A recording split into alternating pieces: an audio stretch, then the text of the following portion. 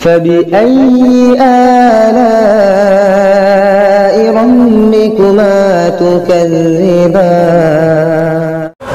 الحمد لله نحمده ونستعينه ونستغفره ونؤمن به ونتوكل عليه ونعوذ بالله من شرور أنفسنا ومن سيئات أعمالنا من يهده الله فلا مضل له ومن يضلل فلا هادي له ونشهد أن لا إله إلا الله وحده لا شريك له ونشهد أن سيدنا ونبينا ومولانا محمدا عبده ورسوله صلى الله تعالى عليه وعلى آله وأصحابه وبارك وسلم تسليما كثيرا أما بعد فأعوذ بالله من الشيطان الرجيم بسم الله الرحمن الرحيم إن الذين قالوا ربنا الله ثم استقاموا فلا خوف عليهم ولا هم يحزنون صدق الله العظيم عن سفيان بن عبد الله رضي الله عنه قال قلت يا رسول الله قل لي في الإسلام قولا لا أسأل عنه أحدا غيرك قال قل آمنت بالله ثم استقم أو كما قال عليه الصلاة والسلام وعن العباس بن عبد المطلب رضي الله تعالى عنه قال قال رسول الله صلى الله عليه وسلم ذاق طعم الإيمان من رضي بالله ربا وبالإسلام دينا وبمحمد رسولا أو كما قال عليه الصلاة والسلام اللهم صل على سيدنا محمد وآله وأصحابه وبارك وسلم اللهم صل على سيدنا محمد وآله وأصحابه وبارك وسلم اللهم صل على سيدنا محمد وآله وأصحابه وبارك وسلم تاریخ نے پوچھا اے لوگو یہ دنیا کس کی دنیا ہے؟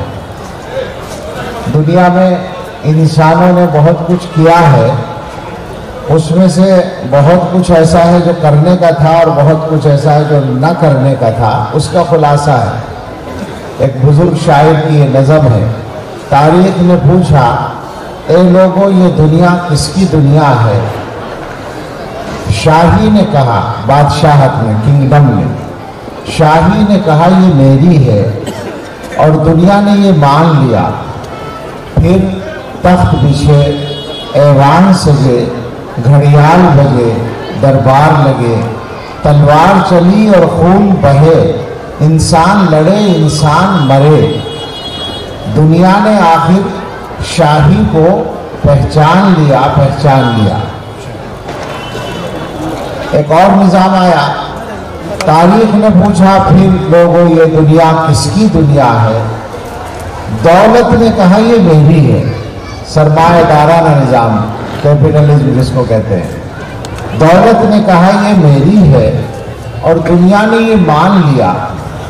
پھر بینک کھلے، بازار جمے، بیوپار بڑھے، انسان لٹے انسان بکے، آرام اڑے سب چیخ اٹھے، دنیا نے آخر دولت کو پہچان لیا۔ تاریخ نے پوچھا پھر لوگوں یہ دنیا کس کی دنیا ہے؟ ایک اور نظام آیا تھا، کہیں کہیں کسی درجے میں باقی ہے، کمیونسٹ نظام، کمیونزم۔ تاریخ نے پوچھا پھر لوگوں یہ دنیا کس کی دنیا ہے؟ محنت نے کہا یہ میری ہے اور دنیا نے یہ مان لیا۔ پھر روح دبی، پھر پیٹ بڑھے، افکار سڑے، کردار گرے، ایمان لٹے، اخلاق جلے، انسان نرے حیوان بنے۔ دنیا نے آخر محنت کو پہچان لیا۔ تاریخ نے پوچھا پھر لوگوں یہ دنیا کس کی دنیا ہے؟ مومن نے کہا اللہ کی ہے اور دنیا نے یہ مان لیا۔ پھر قلب و نظر کی صبح ہوئی، ایک نور کی لے سی پھوٹ بہی، ایک ایک خودی کی آنکھ کھلی، فطرت کی صدا پھر گونج اٹھی، دنیا نے آخر آقا کو پہچان لیا، پہچان لیا۔ اللہ تعالیٰ کا شکر ادا کرتے ہیں کہ آپ حضرات کی خدمت میں حاضر ہونا آسان فرمایا۔ یہ جگہ ہمارے لیے اجنبی نہیں ہے۔ پہلے غالباً 2 مرتبہ میں یہاں کے جلسے میں حاضر ہو چکا ہوں۔ اس وقت یہاں کے ذمہ دار ڈاکٹر صاحب، کیا نام ہے، ڈاکٹر شوکت علی صاحب رحمۃ اللہ علیہ، جن لوگوں سے تھوڑی سی ملاقات کے بعد ہی ان کے حسن اخلاق اور میرا خیال ہے کہ یہ بھی کہوں میں کہ باطنی صفائی کا ایک تأثر قائم ہو جاتا ہے۔ مجھے ڈاکٹر صاحب مرحوم ایسے ہی آدمیوں میں محسوس ہوتے ہیں۔ یہاں ہم آئے ایک مرتبہ حضرت محتمیم صاحب دامت برکاتہم کے ساتھ، اس وقت کلیم عاجز صاحب رحمۃ اللہ علیہ حیات تھے اور اسی مجمع میں کہیں پیچھے بیٹھے تھے۔ مجھ سے لوگوں نے کہا کہ محتمیم صاحب اگر اعلان کر کے ان کو بلائیں گے تو وہ اسٹیج پر آ سکتے ہیں۔ تو محتمیم صاحب نے اعلان کیا کہ کلیم صاحب تشریف لائیں، بلکہ یہ فرمایا محتمیم صاحب نے میں ان کی ملاقات ہی کے لیے آیا ہوں۔ چنانچہ وہ اسٹیج پر تشریف لائے، ہم لوگوں کے درمیان بیٹھے اور ہماری باتیں سنی۔ پھر ان کے گھر جانا ہوا اور انہوں نے اس کمزوری کے زمانے میں حضرت محتمیم صاحب کی رعایت میں غزلیں سنائیں ترنم سے اور اپنی کتابیں ہدیہ کی۔ اللہ ان کے درجے بلند فرمائے۔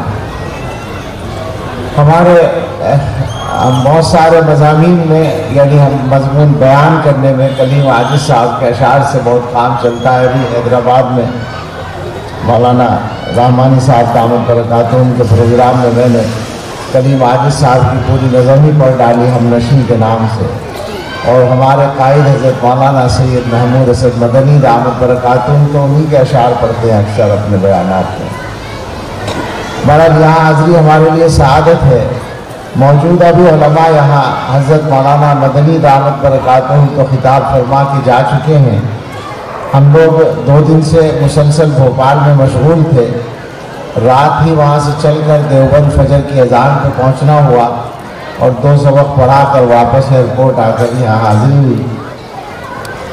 یہاں بھی بہت سے علماء ہیں، مولانا نور الحق صاحب اور مولانا مفتی سہراب صاحب اور دوسرے علماء یہاں تشریف فرما ہیں۔ یہ جو ہمارے میزبان ہیں مولانا عبدالرحمن صاحب، ان سے بھی محبت کا تعلق ہے اور انہی کی محبت کے چکر میں یہ آزمائش ہوئی۔ میں نے ان کو بتایا تھا کہ چھٹی لینے کا موقع نہیں ہے، تو یہ صورت اگر ممکن ہو کہ میں سبق پڑھا کے آؤں اور رات کو واپس ہو کر اگلی صبح کا سبق پڑھا سکوں تو ممکن ہے، چنانچہ اسی طرح بن گیا۔ یہ نہیں اندازہ تھا کہ اس سے پہلے اتنا بڑا مشغولی کا پروگرام بن جائے گا جس کی وجہ سے بہرحال اللہ نے آسان کیا، بیٹھے ہیں۔ اللہ تعالیٰ خیر کی بات کہنے کی توفیق عطا فرمائے۔ آج کل کے حالات میں بہت ساری باتیں کہی جاتی ہیں اور کہنے کو جی چاہتا ہے، اور اس بندے ضعیف نے بھی بعض باتیں اپنی حیثیت سے بڑھ کر ملت اسلامیہ سے بھی اور اپنے برادران وطن سے بھی گزشتہ بیانات میں کہی ہیں، لیکن ظاہر ہے کہ ہر بات کا ہر موقع نہیں ہوتا۔ ہماری جو اصل بات ہے، ہمارا جو اصل موضوع گفتگو ہو سکتا ہے مسلمانوں کی کسی بھی ملاقات میں، وہ بڑی ملاقات ہو یا چھوٹی، یعنی بڑا مجمع ہو یا مختصر میٹنگ ہو، ہماری میٹنگ کا، ہمارے اجتماع کا، ہمارے جلسوں کا جو موضوع ہو سکتا ہے، ظاہر ہے وہ یہی ہے کہ موجودہ حالات سے ہم کس طرح نکلیں۔ دین اصل ہے، آخرت اصل ہے، دنیا نمبر 2 پر ہے۔ اور یہ بات کوئی بزرگوں کی نصیحت نہیں ہے کہ ویسی سن لیا جائے کہ بزرگ تو کہا کرتے ہیں، نہیں، یہ سچائی ہے، یہ مسلمان کے ایجنڈے کو صحیح کرنے والا اصول ہے۔ مسلمان کے یہاں اگر دنیا نمبر 1 پر ہو سارے کام بگڑ جاتے ہیں. اچھی طرح یاد رکھیں اس بات کو. اور آج کے زمانے میں کام بگڑنے کی اصل وجہ یہی ہے کہ عام طور پر نیتوں میں دنیا ہے، آخرت نہیں ہے. لہذا معاملہ گڑبڑ ہو رہا ہے. کام ہو رہے ہیں، کام سارے ہو رہے ہیں، مگر جو نتیجہ چاہیے وہ حاصل نہیں ہو رہا، اس لیے کہ حضرت محمد الرسول اللہ صلی اللہ تعالی علیہ وسلم نے صاف لفظوں میں یہ بتایا تھا اعمال کی قدر سے وہی مراد ہے میری جو ویلیو جس کو کہتے ہیں، اعمال کی ویلیو. انما الاعمال بالنیات، علماء سے پوچھیں، بالکل حدیث میں یہی مفہوم مراد ہے. ہم لوگ ترجمہ کرتے ہیں اعمال کا دار و مدار نیت پر ہے، وہ اس لیے کرتے ہیں کہ اعمال کا صحیح ہونا بھی نیت پر موقوف ہے.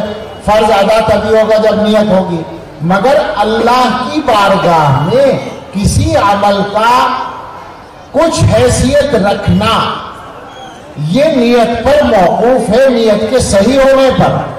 اور جو عمل اللہ کی بارگاہ میں کوئی حیثیت رکھتا ہے دنیا میں، اسی کا صحیح نتیجہ نکلتا ہے، ورنہ نہیں نکلتا. یہ ہمیشہ یاد رکھنا ہے. آج ہمارے کاموں کا جو پورا نتیجہ نہیں نکل رہا، تو ہم سب کو اپنی اپنی نیت پر محنت کرنے کی ضرورت ہے، اپنی نیتوں کو ٹھیک کرنے کی ضرورت ہے. نیت کا موضوع ہے کہ انما الاعمال بالنیات تو بنیاد ہے، مگر میں اس پر ذرا حضرات علماء کو متوجہ کرنا چاہتا ہوں. متوجہ کرنے سے مراد کوئی نئی بات بتانا نہیں ہے، بلکہ یہ عرض کرنا ہے کہ اس مضمون کو مسلمانوں کے ذہنوں میں اتارنے کی کوشش کریں، اپنے اوپر بھی کریں اس کو لاگو، اپنے آپ کو بھی ہمیں ٹھیک کرنا ہے. 2 باتیں. ایک تو یہ بات ہے کہ اللہ کے رسول صلی اللہ تعالی علیہ وسلم نے ایک عجیب و غریب موقع پر یہ بات فرمائی تھی انما الاعمال بالنیات، جس کو سب جانتے ہیں اعمال کا دار و مدار نیتوں پر ہے. یہ جو ارشاد ہے ایک خاص واقعے کے پس منظر میں ہے. آپ حضرات نے پڑھا ہوگا وہ زمانہ تھا جب مکہ مکرمہ سے مدینہ طیبہ ہجرت کر کے جانا فرض تھا، اور ہجرت اتنا عظیم الشان عمل تھا کہ اللہ تعالیٰ اس کی وجہ سے راضی ہو جاتے تھے، جنت پکی ہو جاتی تھی. لیکن اتنا ہی مشکل عمل بھی تھا. اپنے گھر کو چھوڑنا، رشتہ داروں کو چھوڑنا، کاروبار کو چھوڑنا، زمین جائیداد کو چھوڑنا، تعلقات اور دوستیوں کو چھوڑنا، اپنے وطن کو چھوڑنا، اور اس کو چھوڑ کر ایک اجنبی جگہ چلے جانا جہاں مستقبل کی کوئی گارنٹی نہیں، کیا ہوگا کچھ پتہ نہیں. یہ اتنا مشکل عمل تھا ہجرت. یہ عمل حضرات صحابہ کر رہے تھے. ایک صحابی نے یہ کام کیا، یہی کیا بالکل، ہجرت کا مشکل ترین عمل کر لیا اور ہجرت کر کے مدینہ طیبہ پہنچ گئے. مگر ان بیچاروں کی نیت میں ایک دنیا کا کام بھی شامل ہو گیا، دنیا کی ایک ضرورت بھی اس میں آ گئی کہ صاحب چلو مدینہ جا کے وہ کام بھی ہو جائے گا تو مدینہ چلتے ہیں. تو یہ ہے وہ موقع جہاں حضرت محمد الرسول اللہ صلی اللہ تعالی علیہ وسلم نے یہ الفاظ ارشاد فرمائے. میں آپ سے سچ کہتا ہوں کہ کبھی تنہائی میں غور کرنے کا موقع ملے تو میں کانپ جاتا ہوں کہ کیا سخت بات ہے. ایک صاحب ہجرت کر رہے ہیں اور اللہ کے رسول اس کو کنڈم کر رہے ہیں کہ نہیں یہ نہیں چلے گا، دنیا کے کاموں کی نیت نہیں چلے گی، دینی کاموں میں اعمال کی ویلیو نیت سے ہوگی، اللہ کے قبولیت نیت سے ہوگی. یہ نہیں چلے گا کہ تم دین کا کام کرو اور اس میں دنیا کی نیت شامل کر لو. بالکل کنڈم کر دیا. کنڈم کا لفظ میں غلط نہیں بول رہا، علماء سے پوچھو فَهِجْرَتُهُ إِلَىٰ مَا هَاجَرَ إِلَيْهِ کا مطلب کیا بنے گا؟ کنڈم ہی تو بنا اور کیا ہوگا. سخت ترین بات ہے. اور اس کے بعد حضرات صحابہ کے یہاں اس کا کتنا اہتمام ہے. وہ مشہور واقعہ ہے حضرت علی رضی اللہ تعالیٰ عنہ کا کہ ایک دشمن کو انہوں نے گرا لیا لڑائی میں اور تلوار نکال لی مارنے کے لیے اور دبا لیا تھا پہلے ہی.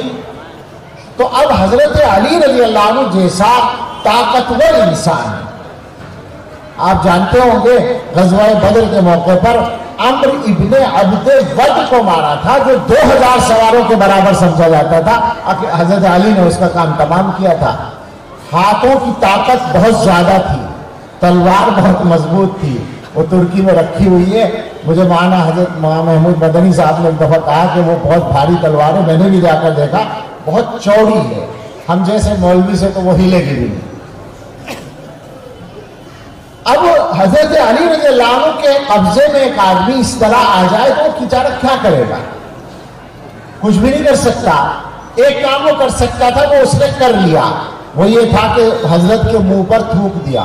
نیچے دبا ہوا ہے, ہٹا بھی نہیں سکتا, مرنے کا تو یقین ہے کہ اب تو گردن کٹنی ہے, تو کم سے کم کچھ تو کرے, منہ پر تھوک دیا.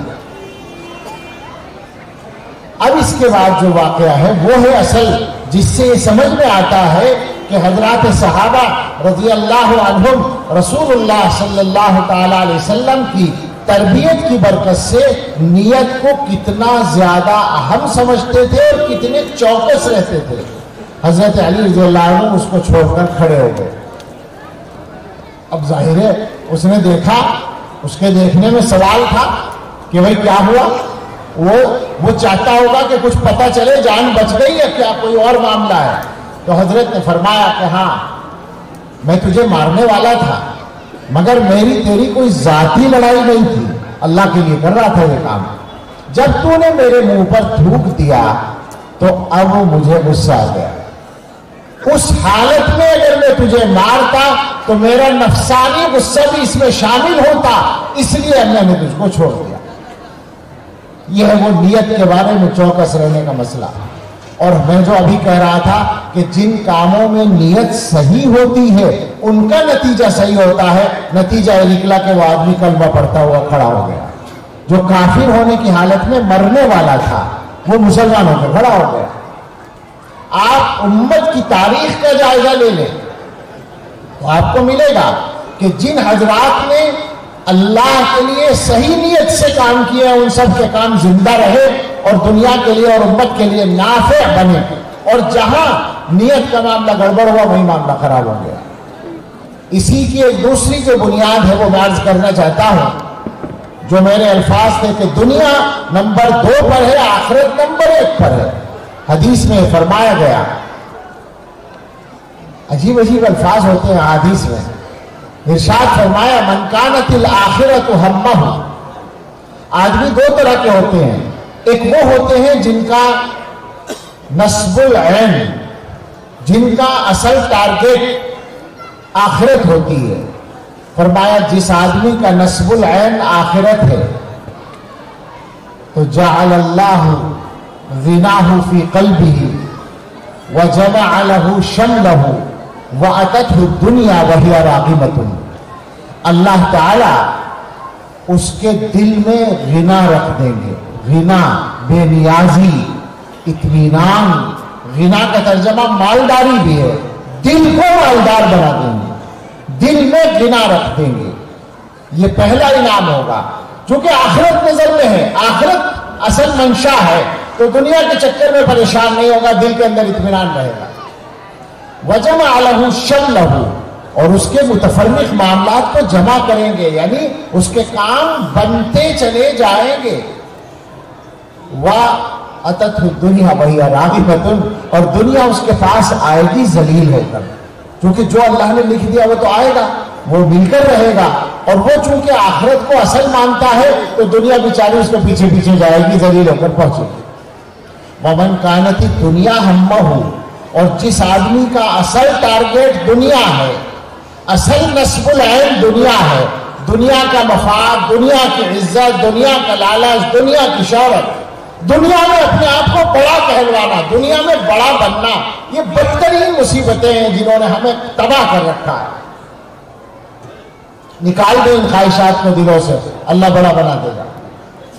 اپنے نوجوان احباب سے تو ضرور کہوں گا, بڑی عمر والے تو بزرگ ہیں, لیکن جو نوجوان ہیں عمر میں مجھ سے چھوٹے ہیں, علم میں چاہے وہ بھی سب بڑے ہیں, مگر ان سے کہنا ہے کہ بالکل پاک کر لو اپنے دل کو اس خواہش سے کہ مجھے شہرت مل جائے اور مجھے بڑا مان لیا جائے.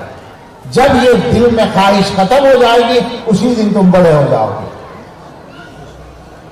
تو فرمایا جس آدمی کا نصب العین دنیا ہے تو جعل اللہ فقرہ بین عینیہ، پہلی سزا تو یہ ملے گی کہ پیشانی پر فقی بھی لکھ دی جائے گی، چہرے سے پتا چلے گا کہ جناب جو ہے کسی چکر میں ہے، کچھ ضرورت ہے، کچھ چاہتے ہیں، فقر چہرے سے نظر آئے گا۔ وَفَرَّقَ عَلَيْهِ شَمْلَهُ، اور اس کے معاملات منتشر ہو جائیں گے، کبھی یہ معاملہ بگڑ رہا ہے، کبھی وہ معاملہ بگڑ رہا ہے، کبھی وہ معاملہ بگڑ رہا ہے، پریشان کر رہا ہے۔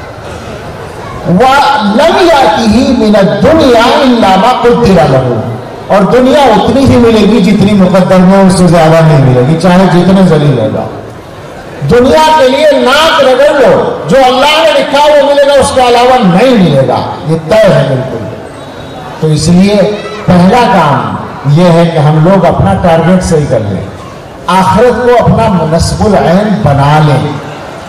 اب اسی سے وہ بات آ جائے گی جس پر میں متوجہ ہوا تھا، بلکہ تکلیف ہوئی تھی کہ جب آخرت نصب العین ہوگی، آخرت اصل منزل ہوگی، تو ہمارے معاملات کا ہمارے اعمال اور معاملات کا بیلنس ٹھیک ہو جائے گا، توازن ٹھیک ہو جائے گا، دین کو جہاں رکھنا چاہیے وہاں رکھیں گے، اور دنیا کو جہاں رکھنا چاہیے وہاں رکھیں گے۔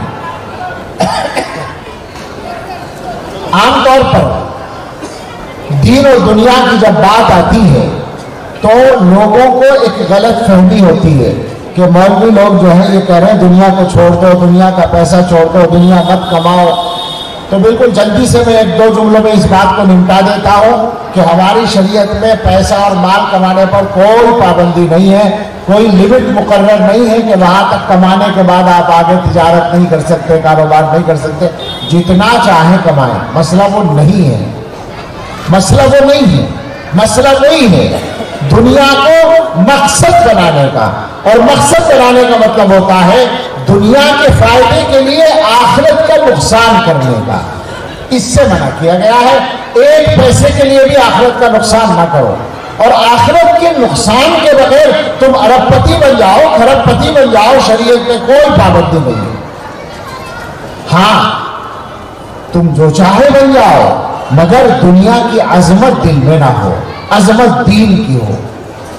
بہت آسانی سے ٹیسٹ کر سکتے ہیں ہمارے دل کا حال کیا ہے۔ دنیا کی عظمت نکال دیں، عظمت فقط دین کی رکھیں، دنیا نمبر 2 پر رکھیں، دین نمبر 1 پر رکھیں۔ میں ٹیسٹ کی بات کر رہا تھا، ٹیسٹ اس طرح ہوتا ہے کہ دینی معاملات کے لیے جو ہمارا رویہ ہے وہ کیا ہے، اور دنیاوی معاملات کے لیے جو ہمارا رویہ ہے وہ کیا ہے۔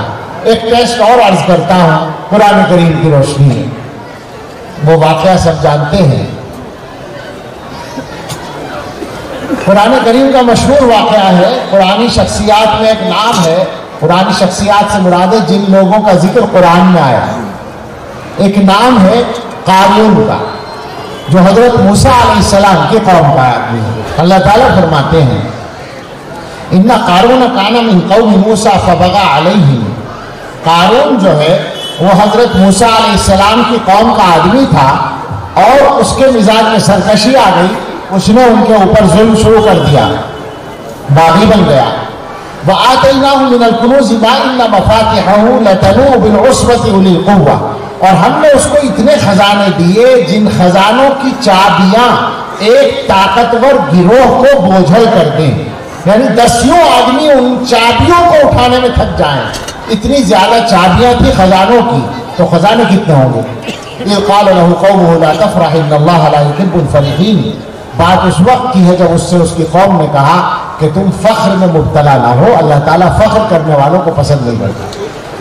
وَابْتَغِ فِيمَا آتَاكَ اللَّهُ الدَّارَ الْآخِرَةَ، اور جو کچھ اللہ نے تمہیں دیا ہے اس میں آخرت کو تلاش کرو۔ وَلَا تَنْسَ نَصِيبَكَ مِنَ الدُّنْيَا، اور دنیا میں جو تمہارا حصہ ہے اس کو فراموش نہ کرو۔ وَأَحْسِنْ كَمَا أَحْسَنَ اللَّهُ إِلَيْكَ، اور اللہ نے جیسے تمہارے ساتھ احسان کا معاملہ کیا، لوگوں کے ساتھ اچھا برتاؤ کرو۔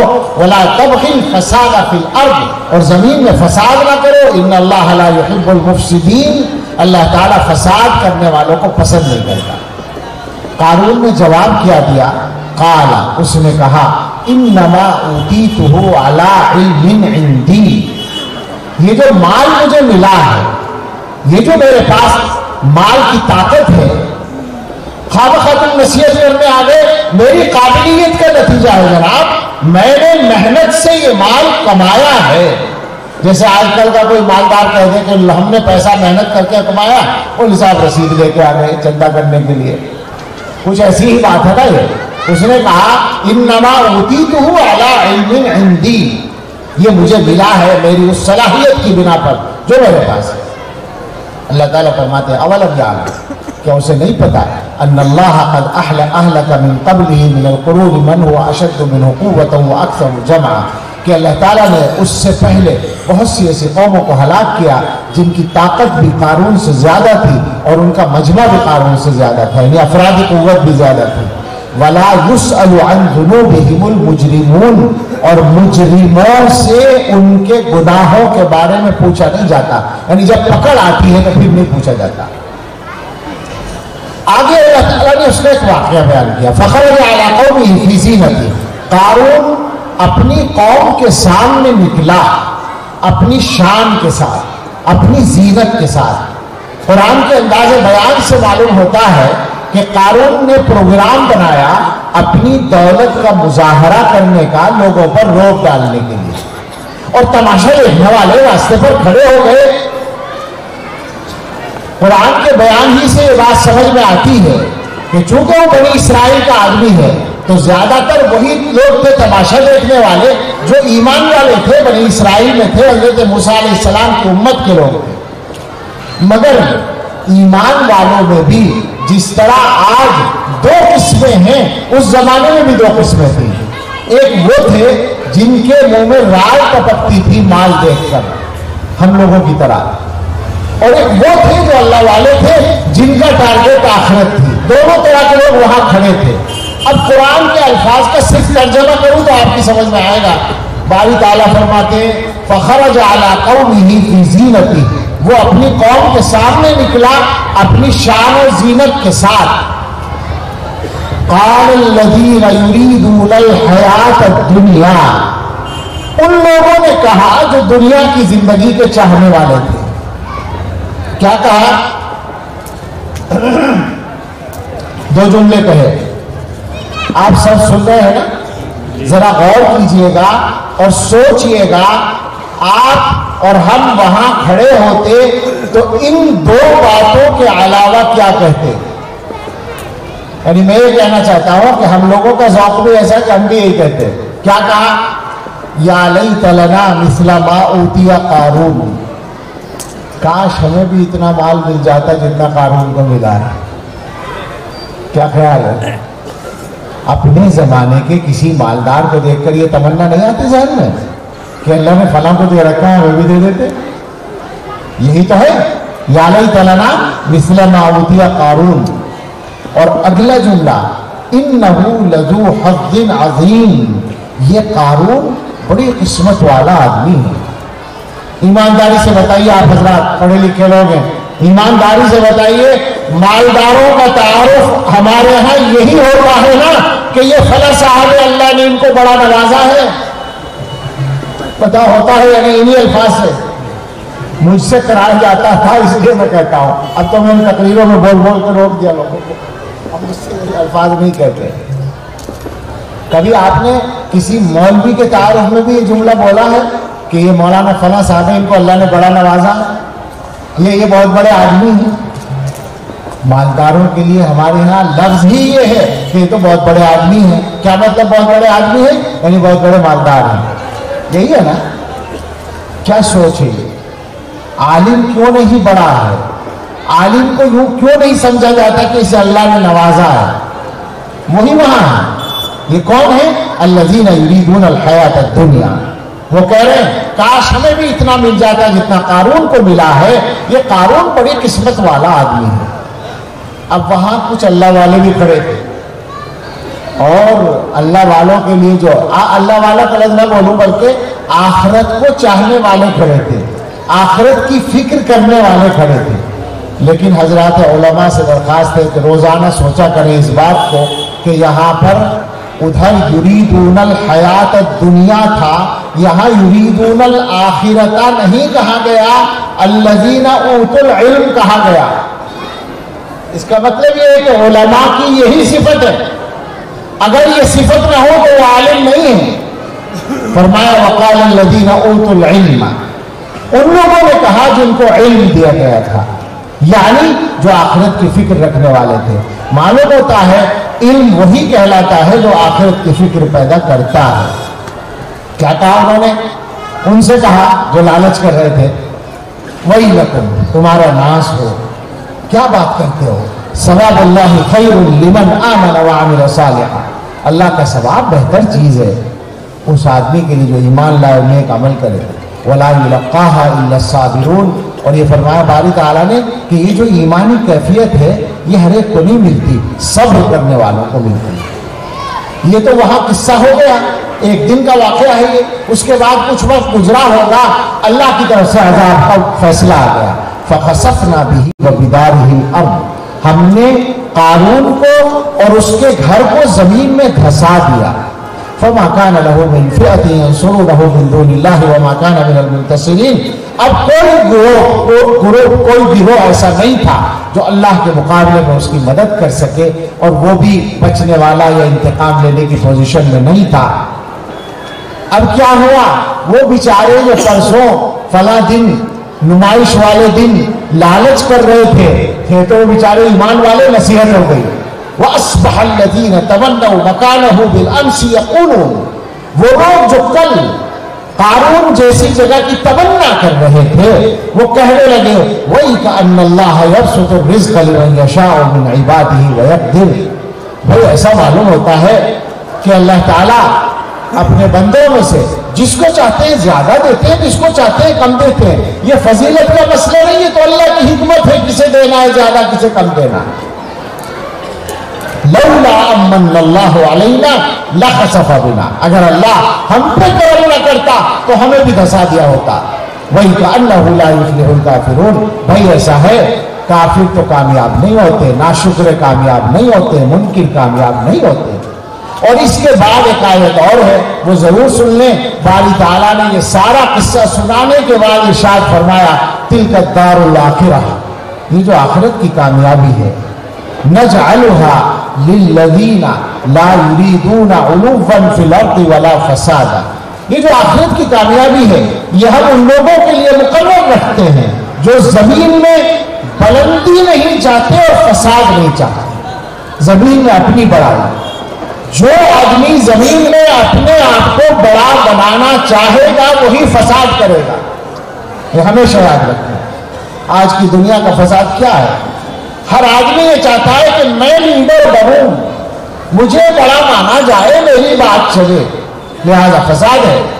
فساد ختم کرنے کا راستہ کم سے کم مسلمانوں کو تو اس معاملے میں صحیح کر لینا چاہیے اپنے آپ کو، اور دوسروں کو بھی دعوت دینی چاہیے اور سمجھانا چاہیے کہ دنیا کی بڑائی کوئی بڑائی نہیں ہے، یہ بڑائی تو لوگوں کی عنایت سے ملتی ہے، اور جب جی چاہتا ہے لوگ اس سنہاسن پر سے اتار دیتے ہیں جس پر کبھی انہوں نے بڑی عزت سے بٹھایا تھا۔ کیوں چکر میں پڑے آدمی؟ بلندی اصل وہ ہے جو اللہ کے یہاں حاصل ہے۔ وہ کیسے حاصل ہوتی ہے؟ حضرت علی رضی اللہ تعالیٰ عنہ کا ارشاد مجھے یاد آ گیا اچانک، فرماتے ہیں من اراد غنى بلا مال وہیبۃ بلا سلطان وعزا بلا عشیرۃ فلیتق اللہ فإن اللہ یابى ان یذل الا من عصاه۔ علماء خاص طور سے ہمیشہ یاد رکھیں، دلوں پر لکھ لیں اور لوگوں کو سمجھائیں۔ فرمایا کہ عزت چاہیے، آپ سمجھے نا بات کو۔ دنیا میں کیا ہوتا ہے، پیسہ ہو تو آدمی غنی ہے، عہدہ ہو تو آدمی کے پاس طاقت ہے، اور بڑا خاندان ہے تو عزت ہے، وہ نہ کوئی نہیں پوچھتا، عام جو رواج ہے دنیا کا۔ اب یہ تو اپنے ہاتھ میں نہیں ہے۔ حضرت علی رضی اللہ تعالیٰ عنہ فرماتے ہیں کہ تمہیں چاہیے یہ چیزیں، غنا چاہیے، عزت چاہیے، طاقت چاہیے، تو سنو، جو آدمی بغیر مال کے غنا چاہتا ہو، بغیر اقتدار کے، یہ ایک راستہ ہے۔ فإن اللہ یابى ان یذل الا من عصاه، اس لیے کہ اللہ تعالیٰ صرف اپنے نافرمانوں یہ شروع کی تھی کہ مسلمان جہاں کہیں بیٹھے تو کچھ ایسی باتیں ہو جائیں جو حالات کو بدلنے میں ہماری مدد کریں. ہم دو حدیثیں سنیں، مضمون کو سمجھنا آسان ہوگا، تفصیل کرنے کا تو موقع نہیں. بالکل ملتے جلتے الفاظ کی دو حدیثیں. ایک حدیث تو ہے، دونوں حدیثوں کا تعلق جو ہے وہ امر بالمعروف نہی عن المنکر سے ہے. ایک تو یہ کہ اگر کوئی آدمی اچھا کام نہیں کر رہا، نماز نہیں پڑھ رہا، زکوٰۃ نہیں دے رہا، فلاں کام نہیں کر رہا، تو اس کا ساتھ والا وہ اس کو متوجہ کرے کہ بھائی کیا کر رہے ہو، نماز چھوڑ رہے ہو، نماز پڑھو، زکوٰۃ ادا کرو، فلاں کام کرو. یہ اچھائی کا حکم دینا. حکم دینا کا مطلب ہے اچھائی کی ترغیب دینا، اچھائی کے لیے کہنا. اس کی تفصیلات ہیں، بہت تفصیلات ہیں، لیکن مختصر ہے. اور برائی سے روکنا، اگر کوئی گناہ کر رہا ہے تو اسے سمجھایا جائے بھائی یہ غلط بات ہے، ایسا مت کرو، اس سے بچو. یہ اسلامی معاشرے کی تشکیل کی بنیاد ہے. حضور علیہ الصلوۃ والسلام فرماتے ہیں اگر تمہارے معاشرے سے یہ دونوں کام نکل گئے تو کیا ہوگا، اسے سنو. اور جو حضور نے بتایا وہ ہماری آنکھوں کے سامنے ہے، مجھے کچھ نہیں کہنا پڑے گا. فرمایا کہ لَتَأْمُرُنَّ بِالْمَعْرُوفِ وَلَتَنْهَوُنَّ عَنِ الْمُنكَرِ أَوْ لَيُوشِكَنَّ اللَّهُ أَن يَبْعَثَ عَلَيْكُمْ عِقَابًا مِّنْ عِنْدِهِ ثُمَّ لَتَدْعُنَّهُ فَلَا يَسْتَجِيبُ لَكُمْ. تم امر بالمعروف ضرور بالضرور کرتے رہو، نہی عن المنکر کرتے رہو، ورنہ ہو سکتا ہے اللہ تعالیٰ تم پر ایسا کوئی عذاب بھیجے اپنی طرف سے، پھر تم اللہ سے دعا کرو اور اللہ تمہاری دعا قبول نہ کرے. ہے نا کچھ ایسے ہی ہوتا ہوا نظر آ رہا ہے نا. اس سے زیادہ واضح یہی الفاظ ہیں لَتَأْمُرُنَّ بِالْمَعْرُوفِ وَلَتَنْهَوْنَ عَنِ الْمُنكَرِ. تم امر بالمعروف کرتے رہو، نہی عن المنکر کرتے رہو، ورنہ لَيُوشِكَنَّ اللَّهُ أَن يُسَلِّطَ شِرَارَكُمْ عَلَى خِيَارِكُمْ ثُمَّ يَدْعُو خِيَارَكُمْ عَلَى شِرَارِكُمْ فَلَا يَسْتَجِيبُ لَهُمْ. امر بالمعروف اور نہی عن المنکر چھوڑ دو گے تو ہو سکتا ہے اللہ تعالیٰ تم میں سے برے لوگوں کو تم میں سے اچھے لوگوں پر مسلط کر دے. صرف ہندوستان کی بات نہیں ہے، ساری دنیا. حضور کا ارشاد تو ساری دنیا کے لیے. عالم اسلام میں جا کر دیکھیں، ہم ہندوستان کی شکایت کرتے ہیں، عالم اسلام میں جا کر اس سے زیادہ شکایتیں آپ کو مل جائیں گی اور الفاظ حدیث کی سچائی کا تجربہ ہو جائے گا. فرمایا اللہ تم میں سے بروں کو تم میں سے اچھوں پر مسلط کر دے گا. ثم يدعو خياركم على شراركم. پھر یہ تم میں جو اچھے لوگ ہیں یہ ان بروں کے لیے بد دعا کریں گے اور اللہ قبول نہیں کرے گا. آپ سمجھ رہے ہیں نا بات؟ جو مشاہدہ اور تجربہ وہ تو سامنے ہے نا. ہو رہی ہے ہماری کہیں دعا اس معاملے میں قبول؟ حالات یہ ہے. اس کا مطلب یہ ہے کہ ہمیں حالات کو بدلنے کے لیے اپنے حصے کے کام کرنے چاہیے، دنیا بھر کے چکر میں نہ پڑے. ہماری حکومت کیا کر رہی ہے وہ حکومت کی ذمہ داری ہے، لیکن جو اصل احکم الحاکمین ہے جس کی مرضی کے بغیر کوئی پتا حرکت نہیں کرتا، اس کے ساتھ اپنا معاملہ ٹھیک کرنا ہے تاکہ وہ دنیا کے حالات کو ٹھیک کرے. چند کام ہیں، جلدی جلدی میں فہرست جیسی سنا دیتا ہوں. سب پرانی باتیں ہیں، کوئی نئی بات ہمارے پاس نہیں ہے. یہاں اتنا بڑا جلسہ ہو رہا ہے، کچھ طے ہونا چاہیے، کچھ تبدیلی طے ہونی چاہیے.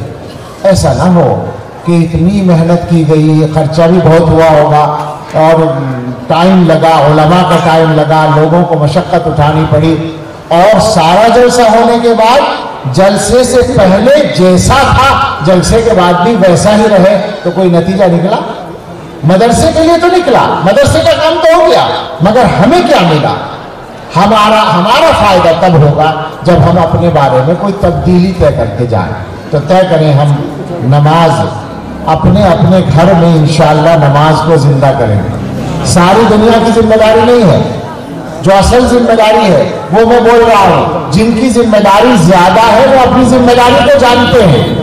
لیکن جو ہر مسلمان کی ذمہ داری ہے وہ میں بول رہا ہوں کہ اللہ نے ڈیوٹی لگائی ہے اپنے آپ کو اور اپنے گھر والوں کو جہنم سے بچانے کی۔ تو نمبر 1 کا کام ہے ہم سب اپنے اپنے گھر میں نماز زندہ کریں گے انشاءاللہ، خود بھی پڑھیں گے، گھر والوں کو بھی پڑھوائیں گے، مگر اس میں سختی نہیں، نرمی اور حکمت سے کام کرنا ہوگا، عادت ڈالیں گے، عادت ڈالنی ہوگی۔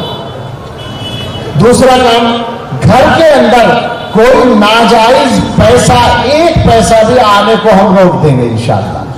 اگر اب تک آتا ہے، نہیں آتا تو شکر ہے اللہ کا، لیکن ناجائز پیسے کی تفصیلات بہت ہیں۔ ایک مصیبت جو سارے ملک میں ہے، اور میں چھوٹے چھوٹے گاؤں میں گزشتہ 5-7 سال کے عرصے میں کسی نئی جگہ میں پوچھے بغیر نہیں رہا ہوں، پورے ہندوستان میں کیرلا سے کشمیر تک اور آسام سے گجرات تک سب جگہ کی بات میں کر رہا ہوں، مجھے ابھی تک کوئی جگہ نہیں ملی جو خالی ہو سودی قرضے سے۔ سودی قرضہ اور سودی قرضہ دونوں طرح کا، بینکوں کا قرضہ بھی، جس کی نحوست سے میں نے اپنی آنکھوں سے خربوں روپے کی کمپنیاں بند ہوتے انہی 1-2 سال کے اندر دیکھی۔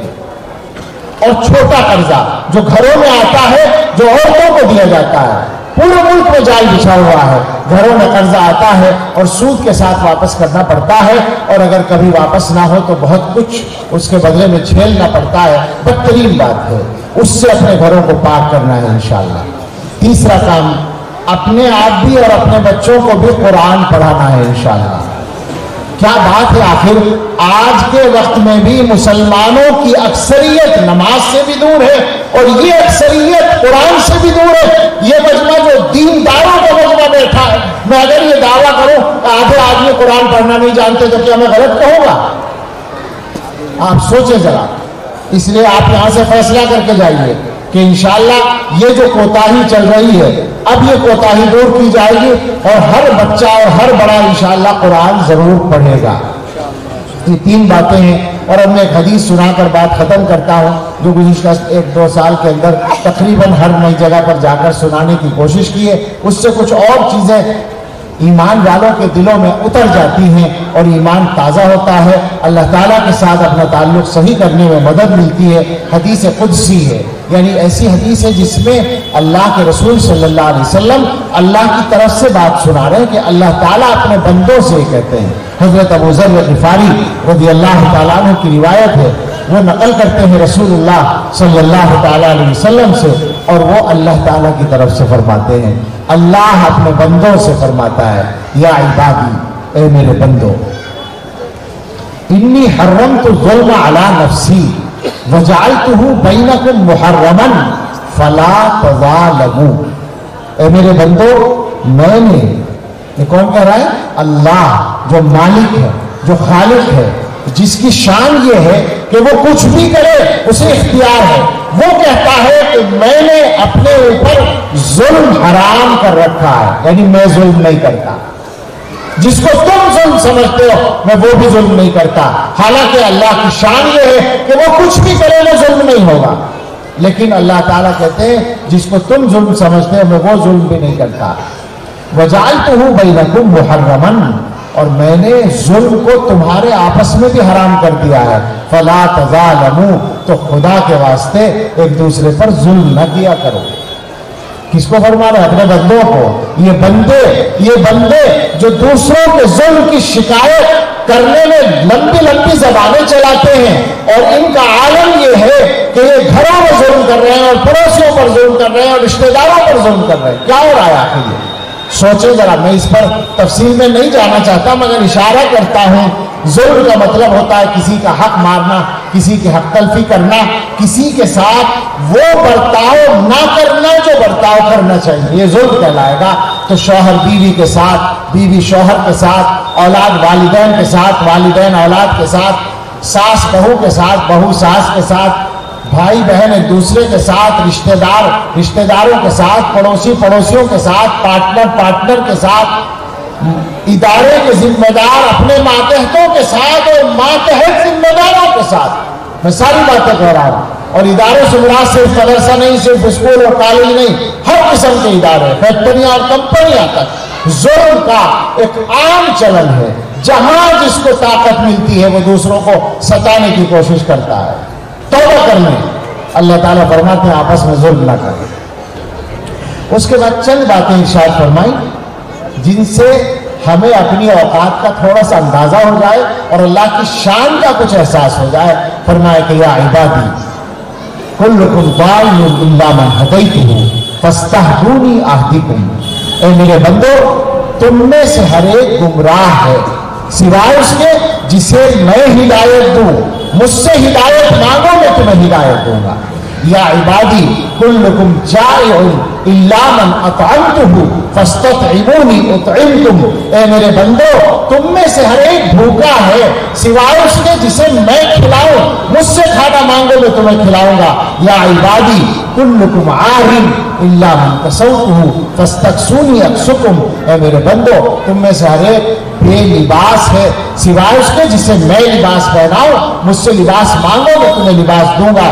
یا عبادی انکم تخطئون باللیل والنہار وانا اغفر الذنوب جميعا فاستغفرونی اغفر لکم، اے میرے بندو تم دن اور رات خطائیں کرتے ہو اور میں گناہ معاف کرتا ہوں، مجھ سے مغفرت مانگو میں تمہاری مغفرت کروں گا۔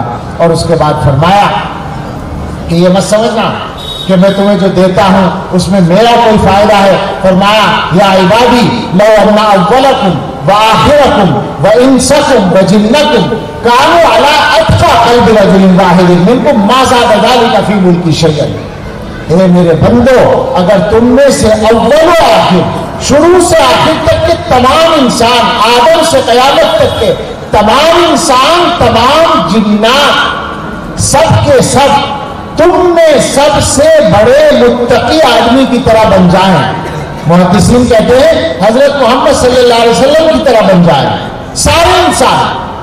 فرماتے ہیں اللہ تعالیٰ میری شان نہیں بڑھے گی، میری شان میں کوئی اضافہ نہیں ہوگا، میں پہلے ہی بڑا ہوں جتنا بڑا ہوں۔ اور فرمایا اگر یہ سارے کے سارے انسکم وجنکم اولکم وآخرکم سارے کے سارے کانوا علی افجر قلب رجل منکم، تم میں سب سے زیادہ نافرمان آدمی کی طرح ہو جائیں، محدثین کہتے ہیں ابلیس کی طرح ہو جائیں، شیطان کی طرح ہو جائیں، تو ما نقص ذلک من ملکی شیئا، میری طاقت و بادشاہت میں کوئی کمی نہیں آئی۔ پھر فرمایا وَلَوْ أَنَّ أَوَّلَكُمْ وَآخِرَكُمْ وَإِنسَكُمْ وَجِنَّكُمْ قَامُوا فِي صَعِيدٍ وَاحِدٍ، یہ سارے لوگ ایک میدان میں کھڑے ہو جائیں، فَسَأَلُونِي، اور مجھ سے سوال کریں، مانگیں جس کو جو چاہیے، فَأَعْطَيْتُ كُلَّ وَاحِدٍ مَسْأَلَتَهُ، میں ہر ایک کا سوال پورا کر دوں۔ آپ غور کریں، ہر آدمی مانگ رہا ہے، ہر ایک کو دیا جا رہا ہے، سب کو دینے کے بعد فرمایا ما نقص ذلك مما عندي الا كما ينقص المخيط اذا ادخل البحر، یہ سب دینے سے میرے خزانے میں کوئی فرق نہیں آئے گا، اگر فرق کہو تو ایسا فرق کہ جیسے سوئی سمندر میں ڈال کے نکال لی جائے تو سمندر کا پانی کتنا کم ہوگا۔ سوئی سمندر میں کیا ایک کپ میں ڈالی جائے اور نکالی جائے تو کچھ کپ کا پانی کم ہوگا، سمندر میں کیا فرق پڑے گا۔ یہ اللہ کے خزانوں کی بات ہے۔ اور اس کے بعد فرمایا کہ یا عبادی انما ہی اعمالکم احصیھا علیکم ثم اوفیھا ایاکم، اے میرے بندو یہ تمہارے اعمال ہوتے ہیں جو میں جمع کر لیتا ہوں پھر تمہیں لوٹا دیتا ہوں۔ اپنے اعمال پہ غور کرو۔ فمن وجد خیرا فلیحمد اللہ، جو آدمی خیر پائے اللہ کا شکر ادا کرے، ومن وجد غیر ذلک، اور جو خیر کے علاوہ کچھ پائے فلا یلومن الا نفسہ، تو اپنے آپ ہی کو برا کہے اور کسی کو برا نہ کہے۔ مسلم شریف کی روایت ہے۔ اس روایت کی روشنی میں ہم سب لوگ اپنا جائزہ لے لیں، اپنے اعمال کا بھی اور اپنی حیثیت کا بھی اور اللہ تعالیٰ کے ساتھ اپنے تعلق کا بھی، تو یقیناً ہمیں اپنی زندگی بہتر بنانے میں مدد ملے گی۔ مبارکباد پیش کرتے ہیں ہم مولانا عبد الرحمان کو اور ہمارے کیا نام ہے ان کا، فیصل صاحب، ڈاکٹر صاحب کے بیٹے ہیں نا وہ، ہمیں تو ابھی ان کی زیارت نہیں ہوئی، اللہ تعالیٰ ان کی بھی مدد فرمائے اور کام لے ان سے اور مولانا عبد الرحمان سے بھی، اور ان حضرات کے کاموں میں برکت فرمائے اور ان کی خدمات کو قبول فرمائے، ڈاکٹر صاحب کے لیے بھی صدقہ جاریہ بنائے۔ وہ بات جو درمیان میں آئی تھی میں پھر دہرانا چاہوں گا کہ یہ جو بچے بیٹھے ہیں نا مدرسے میں پڑھنے والے، کبھی دل میں تمنا آتی ہے کسی مدرسے کے بچے کو دیکھ کر کہ کاش میرا بچہ بھی ایسا ہوتا؟ اگر نہیں آتی تو یہی ٹیسٹ ہے اس بات کا کہ دین کی قیمت ہے یا دنیا کی قیمت ہے۔ کسی IAS افسر کو دیکھ کے تو بہت رائے ٹپکتی ہے نا کہ ہمارا بچہ بھی بن جاتا۔ کسی حافظ کو دیکھ کر بھی یہ تمنا آتی ہے کیا؟ اگر آتی ہے تو سبحان اللہ، بہت اچھا، شکر ادا کریں۔ نہیں آتی تو ڈرنے کی بات۔ یہی ہے وہ ٹیسٹ، دین کی عظمت ہے دل میں یا دنیا کی عظمت ہے؟ ان کو حقیر مت سمجھو۔ یہ تو سچی بات یہ ہے کہ ہم لوگ اپنی بعض کوتاہیوں کی وجہ سے خود ذرا نیچے آ جاتے ہیں، ورنہ سچی بات یہ ہے کہ جس کے پاس دین کا علم ہے اس کی عظمتوں کو تو زمین و آسمان آنکھوں سے دیکھا کرتے ہیں۔ بہت بڑی چیز ہے، اللہ کی توفیق ہے۔ اور ایک بات کہتا ہوں کہ یہ جو مدرسے چل رہے ہیں ان کی قیمت کیا ہے؟ کم سے کم میرے جیسا معمولی آدمی جتنا جانتا ہے ان کی قیمت کے بارے میں اور دنیا والوں کے ارادوں کے بارے میں، اور دنیا والوں کے ارادے بھی اسی بنیاد پر ہیں کہ ان کی جو قیمت ہے وہ کھول کر بیان کرنے کی مجھ میں نہ ہمت ہے اور نہ وہ ممکن ہے۔ سچائی یہی ہے کہ یہ ہمارا اصل سرمایہ ہے۔ مسلمان اگر اس بات کو آج دوبارہ سمجھ لیں تو حالات پھر ٹھیک ہو جائیں گے انشاءاللہ۔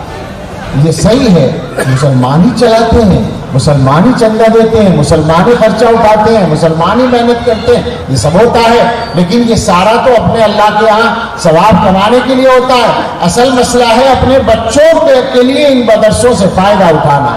ہر بچہ قرآن پڑھنے والا بن جائے، یہ ٹارگٹ لے کر آج یہاں سے اٹھیے اور اس پر عمل کرنے کی کوشش کیجیے۔ علماء الحمدللہ متوجہ ہیں، میں یہ نہیں کہتا کہ علماء معصوم ہیں یا علماء سے غلطیاں نہیں ہوتی ہیں یا علماء وہ سارے کام کر رہے ہیں جو کرنے چاہیے، مگر اپنی بساط پر کچھ نہ کچھ تو کر رہے ہیں۔ اس وقت تو جمعیت علماء نے بھی مکاتب کے قیام کو زبردست مہم کے طور پر لے رکھا ہے۔ مسلم پرسنل لا بورڈ اور اپنے اپنے علاقے کی تنظیمیں اور ادارے، بڑے بڑے جو مدرسے ہیں سب اپنے اپنے علاقوں میں، اور بہت سے افراد بھی اکیلے آدمی بھی بہت سارے مکتب چلاتے ہیں۔ ان ساری محنتوں کے بعد بھی ابھی تک مسلمانوں کے 10-20% بچے بھی مکتبوں میں نہیں پہنچے ہیں۔ یہ سب مل کر بھی کم ہے، اس پر توجہ کی ضرورت ہے۔ اللہ تعالی ہم سب کو توفیق دے، اللہ اس امت کے حال کو ٹھیک کر دے۔ اللہ تعالی اس ملک میں جو ایمان والے جہاں کہیں بھی بستے ہیں، اس ملک میں بستے ہیں یا کہیں بھی بستے ہوں، اللہ سب کو عزت و وقار کی زندگی عطا فرمائے اور اس ملک کی بھی حفاظت فرمائے، اس ملک کے امن و امان کی اور اتحاد کی حفاظت فرمائے اور ان حضرات کی مدد فرمائے، ہم سب کی مدد فرمائے۔ آمین۔ وآخر دعوانا ان الحمدللہ رب العالمین۔